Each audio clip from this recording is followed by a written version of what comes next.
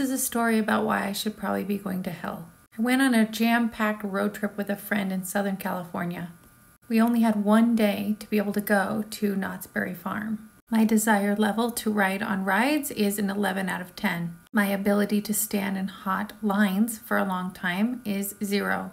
I have an extremely high sense of justice, but will not abide by rules that seem arbitrary. Since I'd already been using my dad's handicap placard, because trying to find parking gives me panic attacks, I brought it into the help desk at Knott's Berry Farm. I told them that I had a terminal disease and that I needed to be able to ride all of the rides in one day without waiting, preferably in the front row. They asked me to share more about it, and I told them that I had Kraxberger's disease. Kraxberger's is the name of a junior high close to where I lived, and it sounded like the last name of a doctor that probably invented a disease. They did not question this and gave me a pass. I had no wait times and was brought immediately to the front of the line all day long. No part of this felt morally wrong to me at all until I reached the third set of rides, where I was standing in line with someone who really truly did have a terminal illness. Because the person I went with didn't want to go on this ride, I ended up sliding in with this particular person with the terminal illness. I hoped in every fiber of my being that she was also lying. This person looked at me with the sweetest eyes, asked me about my illness. I told her it was extremely rare, which is true.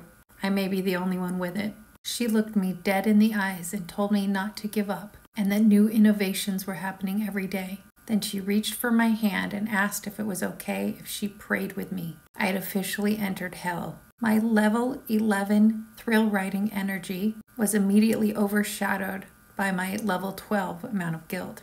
You would have thought that I would have learned my lesson, but I continued to use my dad's handicap placard, and the following year I got a dog. I have extreme amount of anxiety when I go out, so I got a therapy vest for my dog on the black market, eBay. That dog has been to more luxury events than most people. Fast forward 15 years. 15 years of extreme guilt for these choices until I'm finally, officially, professionally, medically diagnosed as being autistic. Turns out that in my case, I actually would have been eligible for the handicap placard, the Knott's Berry Farm pass, and I would have been eligible for a therapy dog. Turns out that autistic people don't usually go to these kind of lengths to work the system. I believe that I have a unique subset of autism that forces me to lie to have my needs met, and I hope that in the DSM-6 or 5Q, it will finally be listed as Kraxberger's autism. I'd like to wrap this up by asking you to join me in prayer for that sweet woman on that ride. Not a day goes by. And note, if you find yourself going to extremes like this to have your needs met, consider being checked for autism. You may not just be an asshole. I love you. Bye.